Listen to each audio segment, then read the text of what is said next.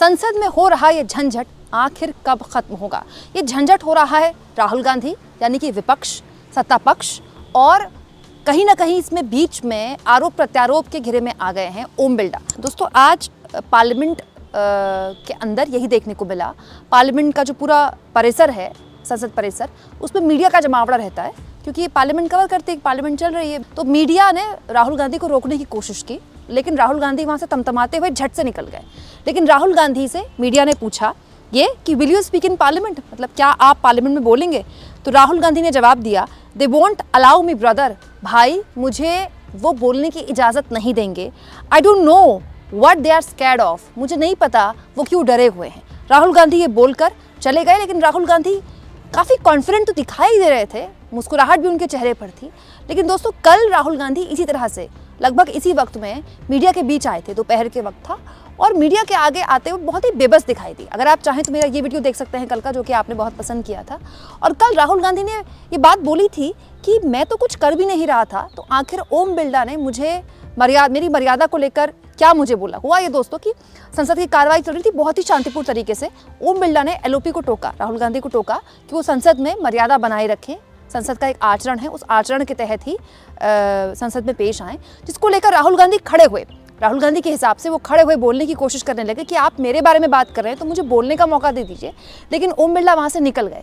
इसके बाद राहुल गांधी बाहर आए, मीडिया से उन्होंने बात की और कहा कि पिछले 7-8 दिन से ऑलमोस्ट वो लगातार हर दिन बोलने की कोशिश कर रहे हैं, लेकिन बार बार उनको रोका जाता है और उनको बोलने का मौका नहीं दिया जाता।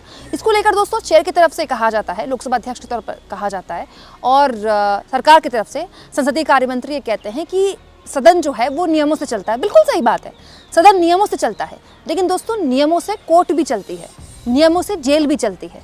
संसद, जेल और कोर्ट तीनों अलग अलग है। संसद नियमों के साथ साथ परंपरा से भी चलता है। ये परंपरा है दोस्तों कि पीएम भी अगर बोलते हैं और उनको टोकने के लिए, उनको जवाब देने के लिए अगर एलओपी भी खड़े हो जाएं तो पीएम भी बैठ जाते हैं। हमने इसे पूर्व में होते देखा है, वाजपेयी के ज़माने में देखा है, इंदिरा गांधी के ज़माने में देखा है।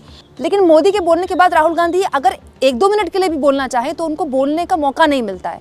वो हमेशा मीडिया के आगे ही ये बात बोलते हैं। अभी कुछ दिन पहले मोदी ने महाकुंभ के अवसर पर, महाकुंभ के आयोजन में बधाई दी थी देश को, तो 14 मिनट बोले थे।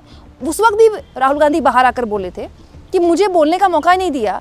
महाकुंभ पर बात कर रहे हैं मोदी, लेकिन भगड़ में मारे गए लोगों के बारे में बात ही नहीं की।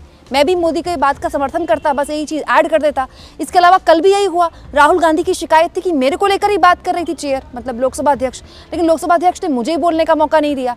हद तो तब हो गई दोस्तों जब राहुल गांधी ने मीडिया से बात कर, उसके बाद 70 कांग्रेस के सांसद ओम बिरला के पास चले गए। आप चाहें तो मेरी ये खबर देख सकते हैं, जिसमें महुआ मोइत्रा का भी साथ मिला है इन कांग्रेस के सांसदों को। महुआ मोइत्रा ने सोशल मीडिया में लिखा है कि मर्यादा का पाठ उस पार्लियामेंट में पढ़ाया जा रहा है जिस पार्लियामेंट में पिछली लोकसभा में उस वक्त के बीएसपी के सांसद दानिश अली को उस वक्त के पूर्व बीजेपी के सांसद रमेश भितूड़ी ने कितनी गंदी गालियां दी थी, सबको याद है ना वो।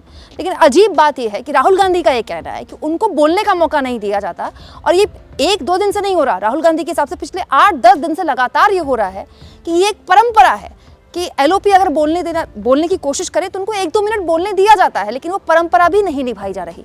आपको क्या लगता है दोस्तों, क्या ऐसा होगा? क्या ये परंपरा निभाई जाएगी?